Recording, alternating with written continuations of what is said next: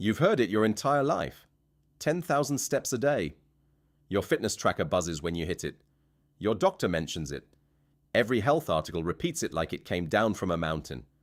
But here's what nobody tells you. That number was never based on a single scientific study. Not one. It was invented by a Japanese marketing team in 1964 to sell a pedometer.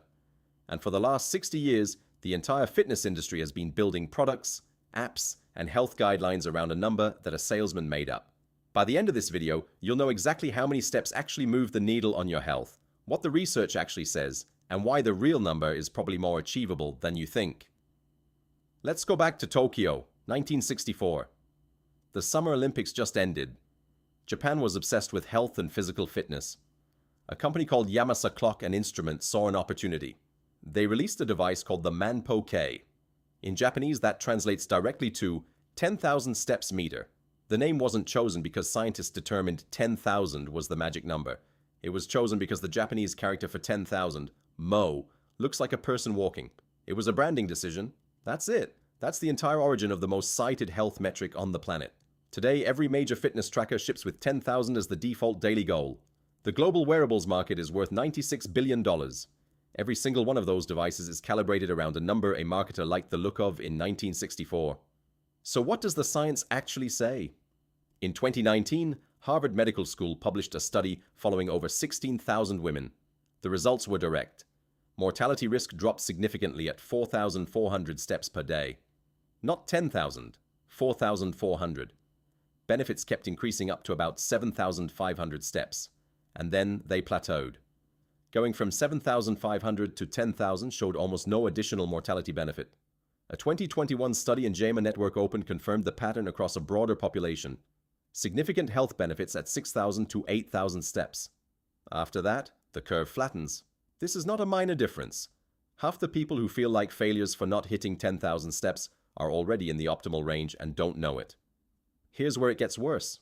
The obsession with step count is creating something researchers are starting to call metric fixation, where people focus so hard on hitting a number that they ignore how they actually feel, how they're actually moving, what kind of movement they're doing.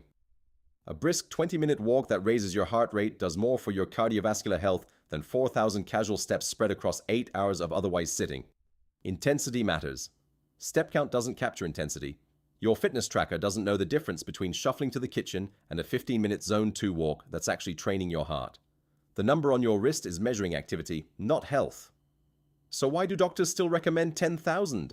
Because guidelines are slow. The 10,000 figure got embedded into public health messaging in the 1990s when researchers started using it as a convenient benchmark. By the time the studies questioning it came out in the late 2000s, the number was already in WHO guidelines, CDC materials, and every fitness app on Earth. Institutions don't update fast. Marketing moves faster than science. Always has. So what should you actually aim for? Based on the current research, here's what actually moves the needle. 4,000 steps per day is the floor. Below this, health risks measurably increase. 6,000 to 8,000 steps is the evidence-based sweet spot for most adults. This is where mortality risk drops significantly. 7,500 steps with 20 minutes of brisk walking beats 12,000 casual steps for cardiovascular health. If you're currently averaging 5,000 steps and feeling like you're failing, you're not failing. You're in range. Add one 15-minute walk per day, and you've done more for your health than most people chasing a number that was invented to sell a device in Tokyo 6 decades ago. The deeper lesson here isn't just about steps.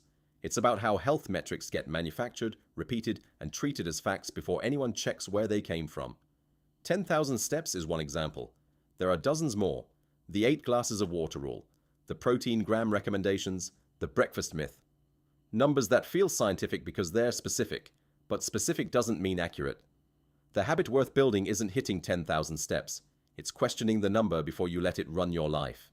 If this made you think differently about one health rule you've been following on autopilot, share it with someone who needs to hear it. And if you want us to keep pulling apart the health myths that the industry doesn't want you questioning, you know where the subscribe button is. Ooh.